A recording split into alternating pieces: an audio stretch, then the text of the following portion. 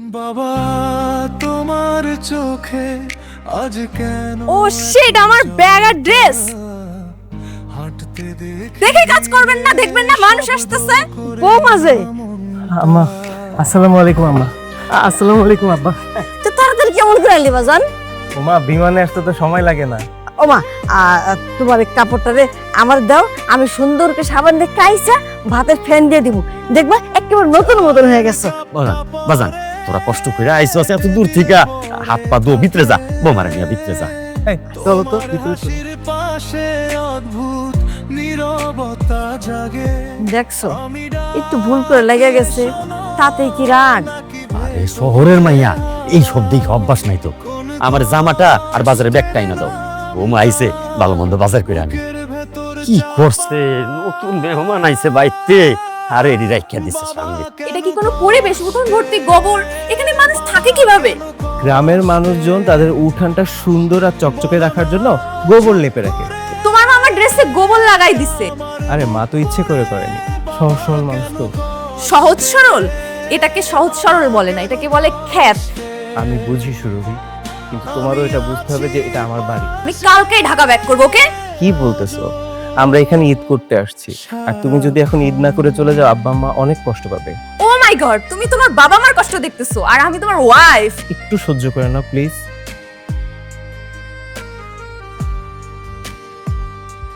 মাছটা তো সে পুরো জামফে। জানতে সইব না, আমার পোলা আইছে, পোলার অত সুন্দর বউ আইছে, আমার লাগে একটু পেটি পিসটা রাখতে কইল ভাবি রে। কাউরে কইতে হইব না, তুমি আইয়া কইরো। এত বড় মাছ কি আমরা এক বেলায় খাইয়া শেষ করতে পারো? আচ্ছা আচ্ছা, আমি কিন্তু তাহলে ঠিক আছে। আইও আইও, গায়া যাইও। তোমারে দেখিবার তুমি কিছু বলো না তবু ব্যথা বোঝা যায় বড়লোক মানুষ রাতে গরিব গৌরকে আর চিনবো? কাকে তুমি খোঁজো কিরে সাবিনা, তুই কবে আইছিস? আমার আর আশা, আমি তো 6 মাস ধরে এখানেই থাকি। তোর স্বামী কি বিদেশে গেছে? বিদেশ যায় নাই, আমার এই বিদেশ পাড়াই দিছে। মানে? তালাক দিয়ে দিছে আমারে।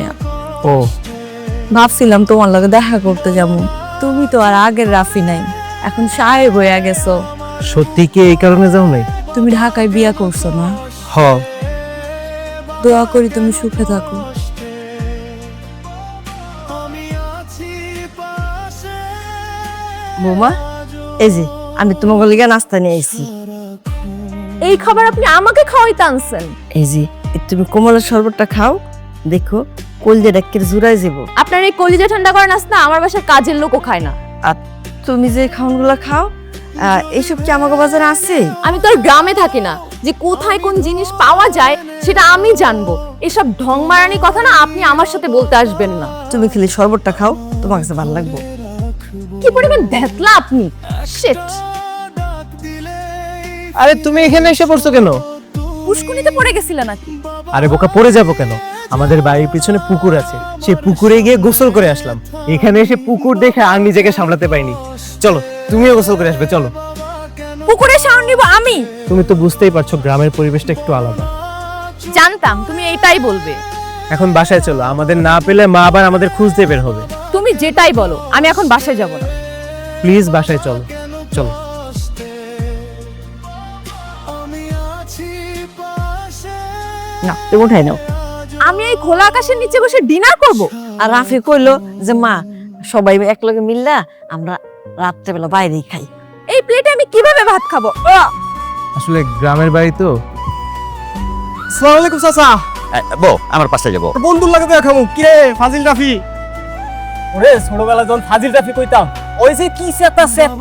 ভাবি, আপনার সুন্দর হাত দিয়া আমার একটু ভাত বেড়া দেন। আমার এই সুন্দর হাত দিয়ে ভাত না থাপ্পড় দিব। দেখি ধীরে শব্দ করে না মনটা তুই তো কুকুরের থেকেও খারাপ যে আইসাই প্লেট নিয়ে বসে গেছিস। যা ওই দূরে গিয়ে বস, ওখানে তোকে আমি ভাত ছিটিয়ে দিচ্ছি। আমার ভাবি পেট ভরে গেছে, আমি খাবো না ভাবি। খাবি না? কেন খাবি না? তোর না আমার হাতে ভাত খাওয়ার শখ? হ্যাঁ, আয় উঠ, তোর অবশ্যই ভাত খেতে হবে। আয় বস বস। সে কিন্তু এত বাড়াবাড়ি না করলেও পারতো। আমি এখন কোন মুখে আলামিনের সামনে খারাপ মুখ? আমগো কপালে এরকম একটা বউ বাজুবো।